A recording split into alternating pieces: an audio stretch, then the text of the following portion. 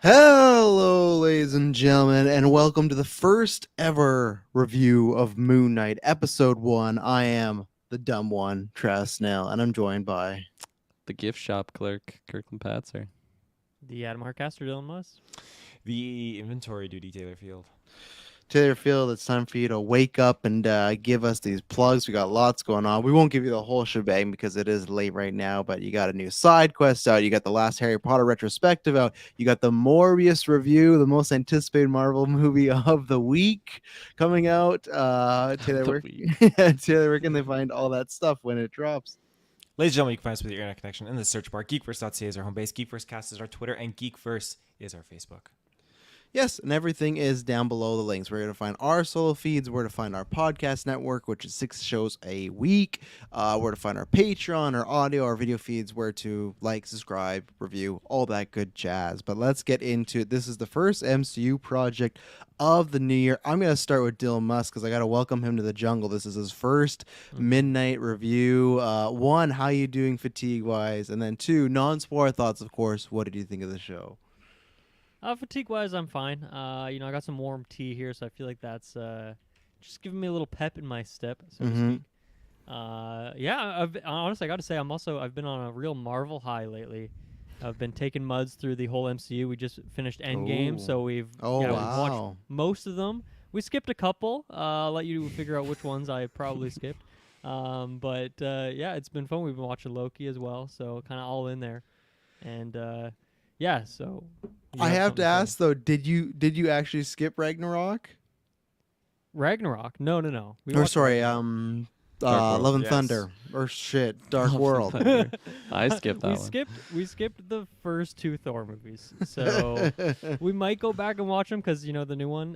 We also skipped Hulk because no one needs to Oh, come on, you're robbing her of Hulk. But my only wonder with Thor was she missing any context when they travel back to his world in Endgame, or did you fill her in enough? I feel like she figured. They're like, because Rocket's like, is that your mother? They kind of set it up. Like you can figure it out pretty well.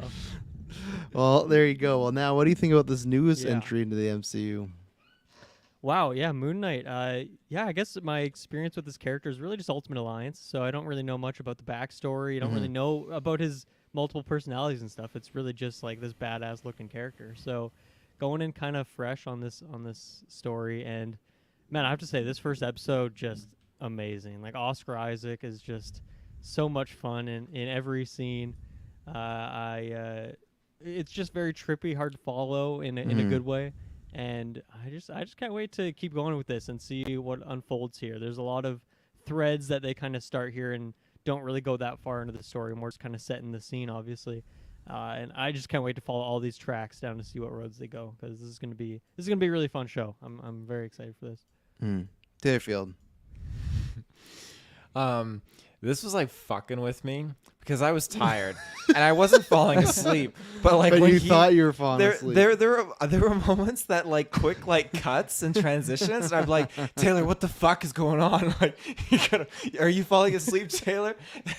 You also just have like mirrors all over your house. Yeah, fucking talking to myself. Like, but no, like, this is a really really fun like just different change of pace from the other shows that we've gotten. I feel like just the mental toll that is taken on Oscar Isaacs, and Oscar Isaacs is just fantastic in this. Like there's certain things that are unveiled and you're just trying to keep up, and it's just, I really really felt bad for the guy because it just seems like the worst situation to be in.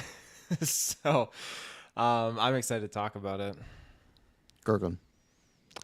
Yeah, I really really like this episode. I thought it was a really good introduction to the character and just kind of like the world around the character. Introduced the villain, and just a lot of weird stuff is going on, and that was like my favorite thing about WandaVision was just how freaking weird it was, and it was just like Taylor was mentioned, just messing with your mind as the viewer, and I think they absolutely delivered on that. I definitely have some cons regarding like the CGI. I felt like compared to some of the other Disney Plus shows that come out, it just seemed really Oscar like- Isaac got the budget on this one.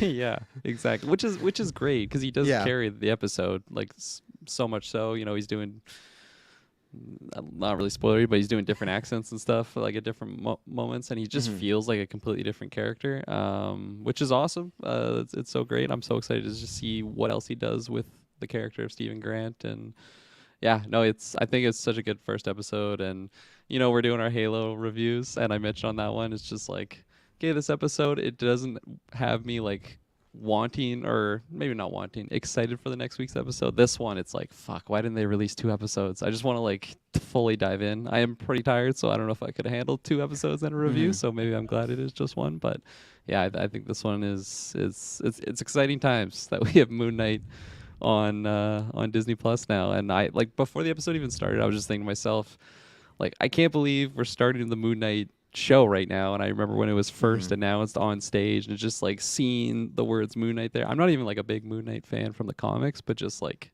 knowing that this character has been around for so long and to finally have it in the MCU, it's very exciting times. Yeah, no, I am someone obviously I've been looking forward to this as well. I'm a big Moon Knight fan, and I got even more excited where I like to pimp out, but for years, like, oh yeah, Oscar Isaac, that's the guy. So it's like, this was the project I've been waiting for. And I think there's like a tad bit of myself that's maybe overhyped it a little, but I think what is good about this episode is I feel like it's going to be a lot like some of the later Moon Knight runs, where it's a real slow burn and it takes a little while to like for everything to make sense or to get there. I really liked the episode. I wasn't in love with it, but I actually am curious to talk to you guys, because I was watching it and I was like, oh, I just don't know if you're not a Moon Knight fan, like, are you gonna really enjoy this stuff? And I'm happy to hear that you guys have. I think because this episode's probably, I think it's 46 minutes, so it's probably more like 35, something like that. I think the second half is better for me when we get maybe not, like, I'll try to be most honest, but it gets a bit more wacky. The first act is really the setup, like, oh, here's this guy, blah blah blah. But I like the more wacky stuff. That's always what I've liked with Moon Knight. Yeah, the CGI multiple times was a big standout, particularly one action sequence where it looked very rough and it takes you out. And there's a way I can like headcanon in a way, but still it's not looking great. But yeah, Oscar Isaac, I'll wait till in spoilers, but there's one scene in particular that happened, and it was a very, very minor scene. I was like, oh, this is why you went and got a guy this good. Obviously, Moon Knight has multiple personalities, so you want to get a good actor in general. But just there's one scene of him just as Stephen Grant, and you're like, man, he's just one of the best out there right now. So I think this is a really good episode. I don't think it's the same like with WandaVision episode 1 and Loki episode 1. Those are kind of the two I hold to the very high degree. But I think the last 5 to 10 minutes of this episode really will hook people, be like, oh, I want to see what happens next week. And I think this is going to be a really good to go back once we've got them all, because I think there's a lot to set up here, and I think it could get eventually confusing, especially if you're like Taylor and thinking you're falling asleep and whatnot. But I'm very curious. Screaming in his room. But no, I really enjoyed the episode. Didn't like absolutely love it, but I think it's a really good start, and I'm very excited to see where we're gonna go in the next coming weeks. So, anything else non-spoiler to shout out? I'll say I think the music and sound was all good, and I mean, for a character who's kind of tripping out, and we got some trippy sequences, I thought the editing was fantastic. Yeah, CGI, I agree with you, but the editing in some of these sequences was just super on point. So definitely had to shout that out. Yeah, and I guess the other thing I would say that for me, I think the humor worked overall. It was a bit more like, I guess this is what I remember we always talked with our patrons and some Discord people were like, oh man, Moon Knight's coming out. It's going to be the most mature Marvel thing, and it's going to be rated R. It's definitely dark, but it feels very so much like the MCU. Like there's still lots of humor. There's still lots of levity and stuff like that. It's a bit more of a different type of, I would say, delivery of it, but it didn't feel like, oh man, we are now in the rated R Moon Knight Marvel universe. Like people, if you're like not excited for this, like buckle up, because it's like I think Blade will be kind of like this. So I didn't watch this like, man, this is the huge step for the MCU. It's like, oh, this is just MCU dealing with some supernatural stuff. Cool, I will say though, I feel like they hinted at. I'll say more to it in spoilers, but just I feel like they're kind of hinting that they could be going a darker direction, or maybe maybe not even going a darker direction, but just showing darker things that you'd normally be seen in the MCU. But yeah, I definitely it's going to be tamed compared to an R-rated experience, you know. Yeah. Well, we're gonna get into spoilers, so I imagine you have, because it's probably out. Well, I know it's out, but I mean, like, you probably watched it right away and whatnot. But if you just want to get our over the top spoilers, Jesus Christ, I gotta get We have back and over the doing top these midnight spoilers. reviews. If you want to just hear our non-spoiler thoughts, you just got them. We're gonna take a break, and then we get back. The gloves are off, so get out of here if you have. If not, buckle up, baby, and we'll be right back. And we're back. Taylor Field, where do you want to start with Moon Knight? Spoilers, anything's off. Do you ever go to work and put glass in your shoes? Is that something you do? All the time. Okay, In good. the underwear, I'm not for alone. me. Yeah. Oh, Just God. wakes you up, if you think Mhm. you're falling asleep. Do that. You're Do that watching. next review. Just put some underwear, or some glass in your underwear. You can sit down. Ooh. I will. But where I want to start, I just want to start with just the psychology aspect of him just losing his mind, particularly when he's just waiting for his date and he calls the chick. Yes. And she just freaks out at him and oh, I waited and I ate steak alone, 3 days later, how dare you call me, kind of thing. I just thought But that was Friday funny. comes after Thursday. Yeah. long. I really started to. I mean, there were a few indicators beforehand, but this is when I thought, okay, this is really shitty. When you're blanking on solid days, that's Yes. fucked. Seriously. To me, I know it sounds weird because there's so much cool stuff that happens, weird stuff. But to me, that was actually the highlight of the episode, was that date episode. Because one, I like the setup of you're seeing the stakes of, okay, yeah, it's multiple days he's lost now. He's really losing fun. track of time. Yeah, but then the other thing that I really like, that I just love that moment where he just feels so disappointed. It feels like maybe we met him at a time. We'll get to know more about him. But this was maybe things were going to turn the corner. There's finally a girl he's talking to. He does like her. And just that shot of Oscar, he's just sitting there just kind of just really disheveled and just kind of, he's disappointed, but he doesn't really know how to react because he knows he's completely in the wrong. And when that waiter keeps asking him, how would you like it done? And he's like, that sounds great. He's completely tuned out, the waiter, and the waiter's trying hey, I'm just trying to do my job. But just we talk about Tom Hardy or Robert Pattinson, the eye acting. He's not saying much in that scene, but he's just staring off in the distance. And that to me actually, hopefully they hit on that more. That just actually made me feel really bad for Stephen Grant, the character too, because it's just, man, this guy seems like he doesn't have much going on. He's worried about sleep. He hates his boss. His job is fine, but it looks like, oh, he could have this nice date with a lady, and it just doesn't go. And you kind of get that am I ever going to get anything nice kind of look going on, Mm-hmm. Yeah, absolutely. I just that one scene in particular, at the restaurant, I must say, the sound in that scene too, just lifted it so much, where the camera was slightly zooming in on him as you can just hear the waiter in the background, and there's just this music of, I don't even know how to describe it. It just lifted the scene to be more yeah, I feel bad for this character, but it's also a scary thing, just absolutely losing your mind. You're losing track of not just time, but days. That's a long time to just completely be blanked on. And it's shown he has these little rituals in place to just have his routine.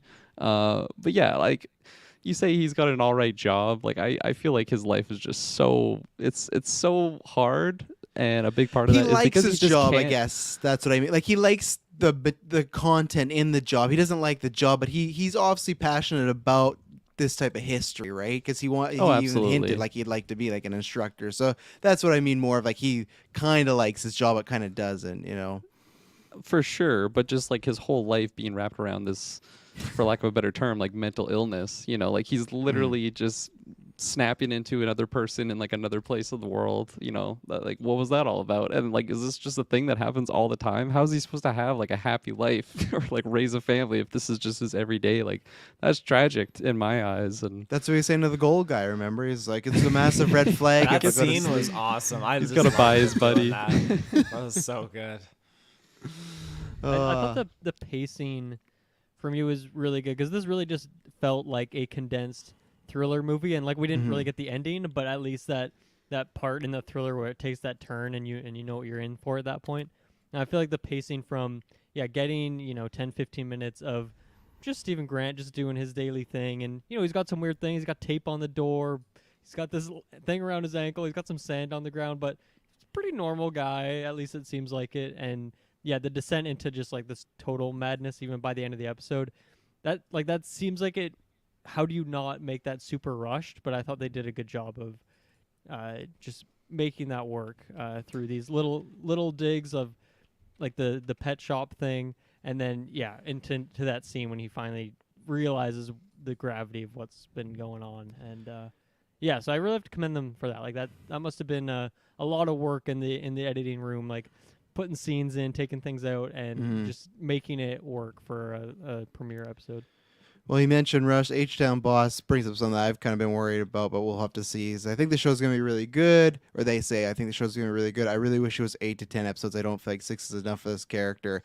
Obviously, like every Disney Plus show, we'll have to wait and see, but that's been a common complaint for us is that the endings have been really rushed, and I do feel like they've already confirmed they're going to be touching on 4 personalities, and you've seen 3 of them already. So I do worry, like after this, it's like we only got 5 left, and like I said, they're 46 minutes, but really a bunch of like there's still like 6 or 8 of those minutes are credits and stuff like that. So I guess to me it's same thing with this episode that I did really enjoy. It to me obviously be a better judge when we get to the end and stuff, but they were moving at a breakneck like pace, I'd say, as far as you meet Steven. You meet the villain right away. I didn't even think we'd see the villain episode 1, but you meet the villain almost within, it's like obviously you meet him in the opening, but I mean like when Steven meets him, it's maybe first 10-15 minutes when he has his first like flash, and then he's somewhere else, and the villain's just there doing his whole little arm check on people. And man, that poor lady just I love when she's like, I've been good my whole life, and he's like, it might be something you'll do later on.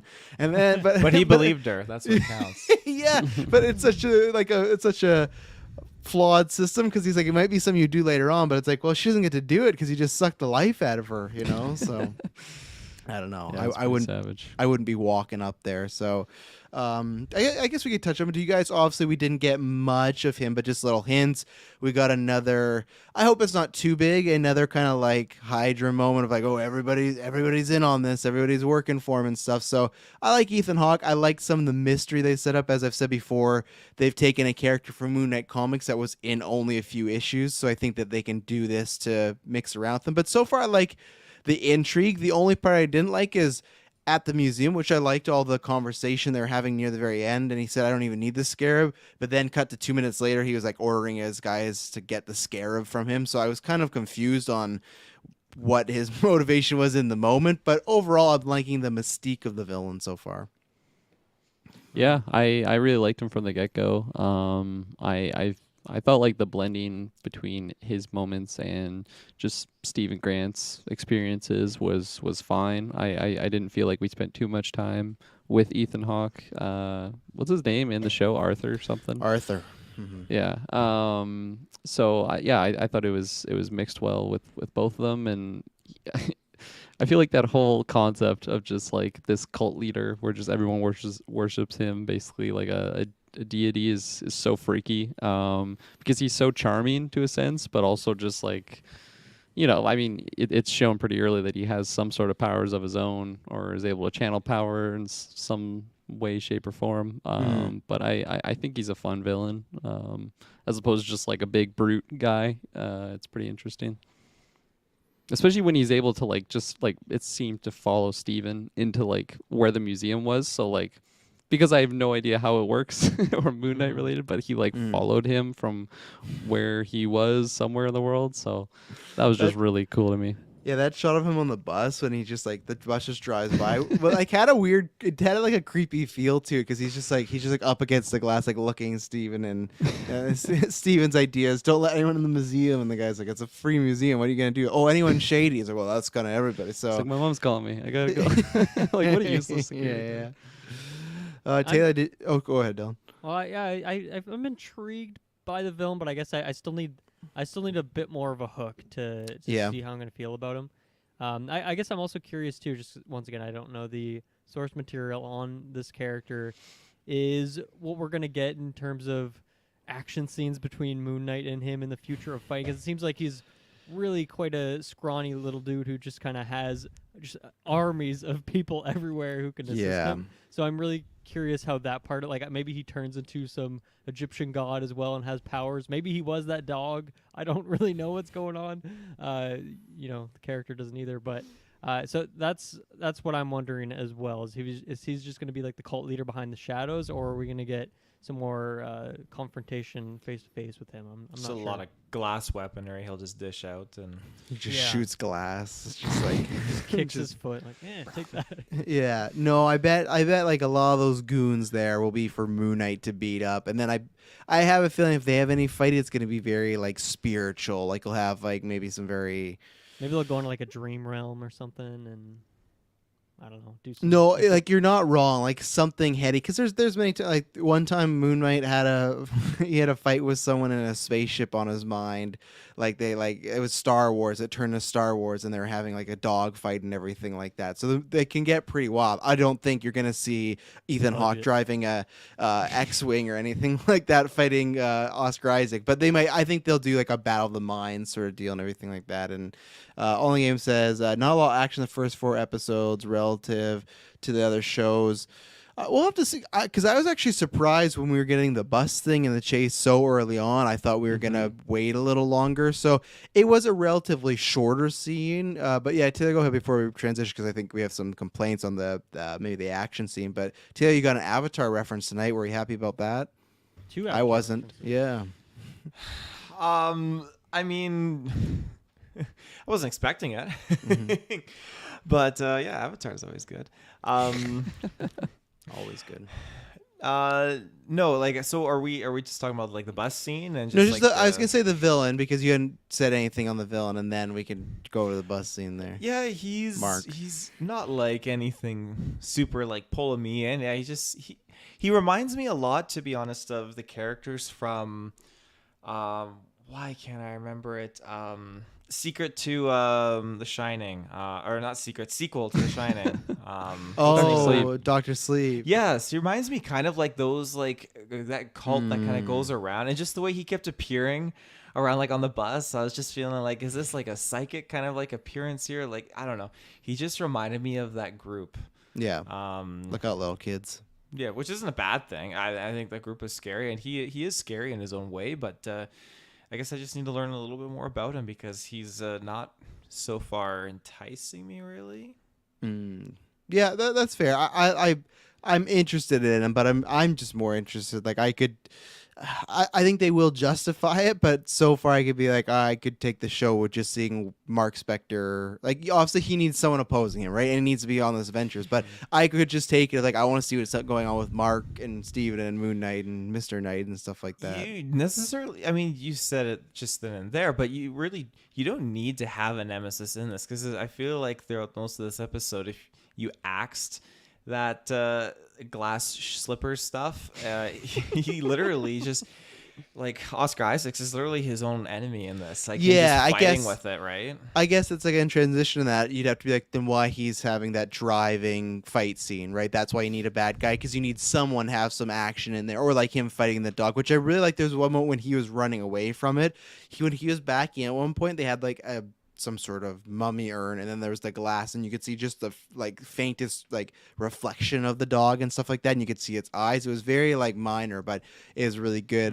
Yeah, so the driving scene, that whole scene for me did not really work well. Other than I loved the whole like coming in and out where he would kind of like fall asleep. That stuff was all good, but the CGI between the driving, the landscape, like everything looked very Those like, logs, man. Those. Were oh, the not good logs. Oh man, yeah. Well, I can't remember. We just talked about something recently. Was there a review we just did that had some poor CGI or something? I couldn't remember. Shit. I'll have to- Halo with the Oh, that's what. Covenant Yeah, Halo. creatures. Yeah, and the same thing when I saw that truck. When I made that example of it, it feels like a movie computer program where it's like you have default animation you can just put in any scene. That log truck just felt like, oh, they spent like $60 off some program to put in this log truck, and yeah, that wasn't good. And even the scenes that I get that he's Stephen Grant, he's not a fighter, but I just think like any one of us who aren't like the fighter like Mark Spector, if our lives are at risk, I don't think we're gonna pick up a cupcake and like slam it in the guy's face. Like that's where it's just like, okay, I feel that sometimes when the MCU has that very goofy humor, it's like, okay, this is happening here, and I kind of wish it wasn't happening. So that scene, other than the setting up of the stakes of in and out, that was all cool. Didn't really work for me at all, and I don't think there's any cool action to it at all either. You know, maybe we'll get that in the coming episodes with Mark and Moon Knight, but it just felt kind of there, unfortunately. I would have grabbed that cupcake. Like what else are you gonna grab? Like, you have your hands on the steering wheel. You're driving. There's a fist! box of Ow. cupcakes right there. No, they get icing in the eyes. You know, maybe you hit them and then they're temporary blind. But yeah, no, that scene wasn't anything special. I agree with you. The blanking in and out from like his personalities when I'm assuming that's Mark Spector that's just coming in to kick ass. Like I think all that stuff was great, and just the more grounded stuff like was good, but like there's a lot of moments when he would just be like running and there's like a castle in the back and I'm like, okay, this is a green screen right here. And then they would just turn up the CGI even more with like the log scene you guys mentioned. A lot of stuff was just him driving and they would like zoom out and it just seemed unnecessary. I feel like they were trying to be like, oh, this is just a big movie budget, but it shows that it's not. But yeah. And then quickly, I was gonna mention with the Mark Spector aspect of that. And I just want to bring this up before I forget, because in the non-spoiler section I was saying I feel like there's hints of the show that's showing a more darker route, and I feel like that character of Mark Spector is gonna be that, where it's just I don't know anything about him, but I'm just assuming he's a pretty mercenary, fucking brutal. so, Yeah, yeah. I mean like when it blanked in and out from Steven to Mark and then back to Steven, and he's just holding like the scarab.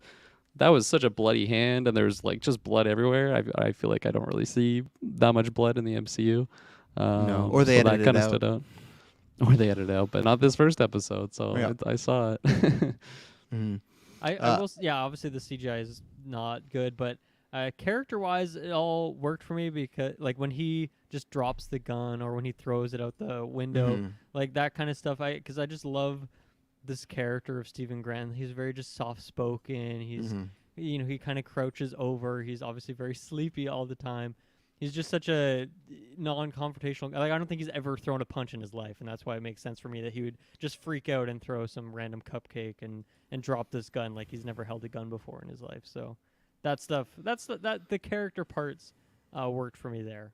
Yeah. And like when he turns around and sees the guy who just had a bullet through the face, I love his like reaction. All that stuff is great.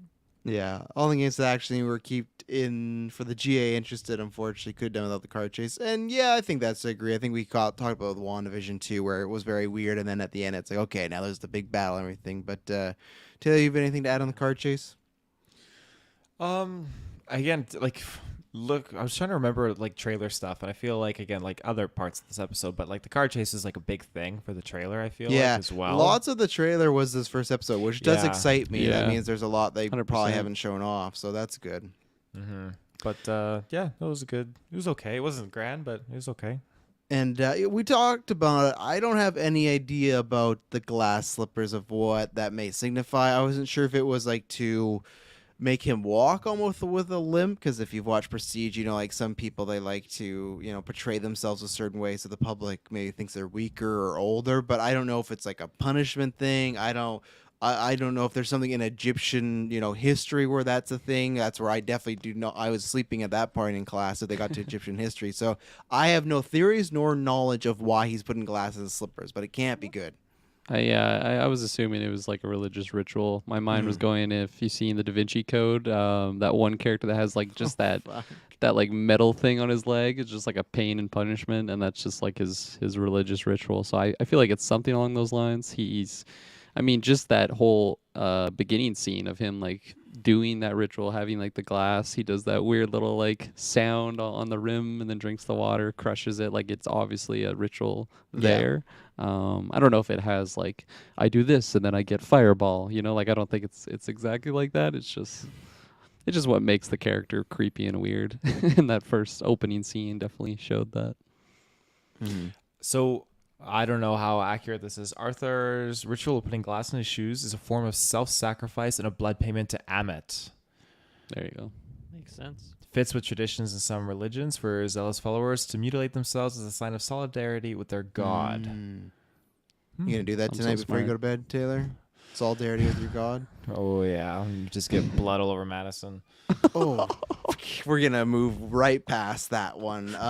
One thing I'm interested in, obviously, so we get the big reveal later on where he sees some sand there, he moves it, he finds the phone and everything like that. I love that all like these calls from Layla and everything like that. A little disappointed because I think they're going to use Layla instead of Marlene, who is Layla's not really a love interest. She's connected to like a crime hitman assassin, so we'll probably get more into that later. But I like he called her, and then there's a whole conversation like, oh, I was looking for Mark, and then she hangs up. The other thing that intrigues me though is that I think it was twice or three times he called his mom, and he's just leaving messages, and it's like I imagine the mom's not real, but I'm just wondering is that mom actually someone of like, is it a person, is it somebody that he did know, or it's someone that, because the same thing, they had that moment where he had the goldfish, right, and it like was missing one fin, and then the next day it wasn't, so obviously Mark went in, I guess, and bought another goldfish. I don't know what the story is there, but same thing, did Mark set up someone to be like his fake mom? And that's why I'm interested to see, like, is he just calling this number and it's nothing, or is this a plant? And that's gonna be fun stuff to kind of delve into, like, okay, who what's this number, who's he calling, because he's leaving messages, it's not dead air later Gator, but I don't know. Yeah, I'm very curious to see where this Layla storyline goes. And then there was also one other name. Maybe there's more, but at least one other name in the call log. Yeah. So I don't know. That's clearly going to be something as well. Or maybe it was just a reference. I don't know. But I think I'm it'll be curious. something as well. I gotta look it up and see, because I can't remember what it was. It's like Bachamp Like or something. Dubois something? or Duchamp, yeah. something Dursley. like- Machamp. It just Sounds like a French word, Taylor. How would that be pronounced? Duchamp. Duchamp. Deschamps. Yeah, you guys got it. There you go. I only got it because All in the Game put it in the chant right there. Then I forgot about it. Barry Keon. Anything else as far as no? Oh, okay, so I forgot. So that's referring to the character's name, who's like his sidekick, is named Frenchie in the comic books, but his full name is Jean Pierre Duchamp. So there you go. So it's gonna be Frenchie. So I know of Frenchie. He's in a bunch of Moon Knight stuff, but they're not usually calling him that. It's Frenchie is just the guy. Many times he's been like a pilot that picks him up. So I think he will be tied to the more Mark Spector like mercenary route. So that's definitely going to be someone that comes in later on. So he's somebody that would supply him with gear and stuff. He was like an Alfred, but like younger, his same age. So Fair enough. mhm. One thing I'll throw out there, and I don't know if this is jumping ahead too much, but we critiqued the CGI in one place, but I really liked the kind of pharaoh Egyptian creature that's following him around with the staff and the dog. I know that's kind of intentional. You never really get one full shot where you're looking at it for 5 seconds straight. It's kind of these quick cuts and stuff. But I just love the art style of that, the art direction, and obviously kind of fits in with Moon Knight with his costume and stuff in that style as well. So, but I really liked that just both those characters, particularly that. I don't know. I don't even know what you'd call him. A pharaoh, the god, the dude that was following him around. Yeah, the Khonshu. dude that's following him is Khonshu. He is like the Egyptian god. He is, if they go this route, the guy that bestowed the Moon Knight powers Nice. on the Mark and stuff like that. Because Big Mark makes Khonshu a fan, then. There you go. makes a big sacrifice. I liked everything. The only thing that I don't know if it was the sound editing or something like that. I liked the voice. I just thought it didn't mesh, like it felt maybe too ADR-y for me. I liked the actual way the guy sounded. It was just came in sometimes, and I also like that's why I have my name the dumb one. I thought they made that joke a little too much, and they only made it like once or twice, but like, oh, that dumb one again. And so I'm hoping it might work better when Khonshu's maybe around. I'm not expecting Khonshu to sit down and have like a 30-minute dialogue scene or something like that, but Just one whole episode. yeah, it's just him in a diner explaining like, well, this is what happened, like. But Please, no. yeah, I love the look of all that, and the whatever the dog is at the end gives me the best type of mummy vibes from the 90s, and I'm always for that. So I'm excited if we get more kind of creepy-ish like villains or bad guys like that, because that's new to the MCU. So Love a good critter. Good critter or creature. Yeah, I thought Critter. Khonshu's voice, I don't know. I think it wasn't exactly what I was expecting. I know I'm gonna grow to like it. Just initially, I think I was expecting something more ancient and creepy, and it just didn't quite hit that little bar for me. But I don't want to nitpick it too much. I'm sure. I think it just had my because I hadn't heard the voice, I had my expectations somewhere, and it just didn't hit that exactly. So, of course, it made me feel a little bit different. But yeah. Taylor, any thoughts on Khonshu?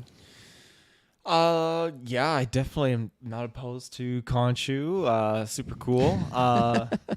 And hey, I love when we get like a Dogman or some cryptid thrown into a MCU. This Hell is yeah. just like getting me super jazzed on getting, Midnight Werewolf and so many other wacky things that they're going to be diving into in the MCU. So this is it's just a super cool thing to behold, and the way they filmed that whole sequence too of him like moving, and I feel like they knew that this was going to be bad CGI, but they played with it very well, like peripheral vision. I feel like that whole dog scene in the museum. Oh camera yeah, shake. because I think if they light that scene up and just have full-on shots of this creature chasing, be like, ugh, like it was like Oh, even yeah. the end, which I love the reveal. Obviously, we saw in the trailers, but I love the reveal. Like all of a sudden, the thing jumps after him, and then just like kitchen sink gets whipped out of the bathroom. You just have Moon Knight just like he's dragging him, he's pounding on him, but you never get like a full clear look at it. Which I think is good because CGI, but also good because the mystique of it, right? Because you're just oh, what is that? It's like a monster movie. It's like Jaws. You don't see it, but obviously, again, there's no any critiques I have about any visuals or CGI. I have none of that on the suit. The suit just looks flawless. It looks so good. Yeah. Even the transformation when it started to happen looked good. So again, it's one of these things of like, okay, if the driving scene has to suffer a little bit so they can get this scene completely down, then I'm Exactly. pretty much fine with it. So I really like that transformation scene, the first transformation scene. Just he's standing there, he's calmed, and then just the suit's kind of morphing over, and the dog just like takes him out, and then it just cuts to that next scene of him just beating the shit out of it. So yeah.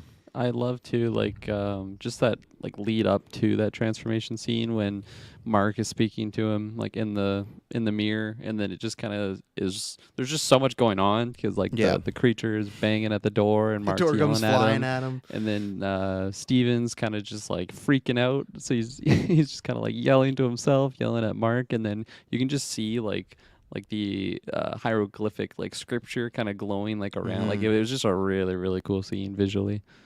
So yeah, Yeah. I'm glad that looked awesome. I'll totally take the poor log CGI any day if I get some good looking stuff like that. And the suit is just The finale is just Arthur throwing logs at Moon Knight, and he has like it's And like a glass video out of his game. fingers. Yeah, he's like in a video game where he's like hovering, he's just throwing stuff. Like, why won't you die? just hit him 3 times. yeah. Once he gets glass, once he gets logs, then it's logs with glass and everything like that. And, When he defeats him, he goes down on one knee, and then it enters the dialogue sequence. Yeah, I knew you had it in you, Arthur. I knew it.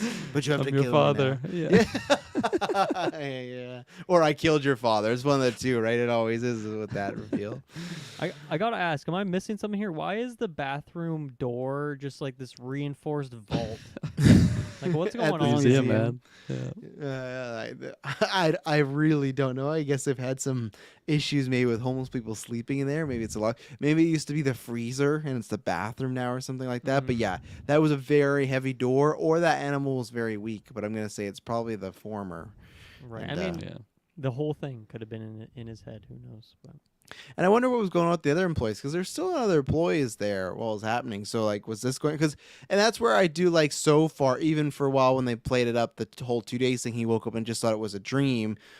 In my favorite runs of Moon Knight, they play it up as you don't know if he's actually crazy. They play it up like, oh, he could be a superhero, or he's just completely made this up, or it's like he is a superhero who believes these Egyptian gods are real, but they're like, no, that's not a thing. You're just making it up. You might be a superhero, but there's no gods talking to you, and there's proof both ways. And I think I've said this before, as the series goes on, they're going to fully prove like, hey, no, these gods, the Egyptian curse, all this is all real. But even the first episode, you made the case that this could still just all be in his mind, like he also lives in a world where the Avengers are. This guy could be having dreams that he is a superhero, right? So obviously I think more will be revealed as time goes on. But yeah, anything else to shout? I'm going to check, but I think I hit all my notes and points for this episode.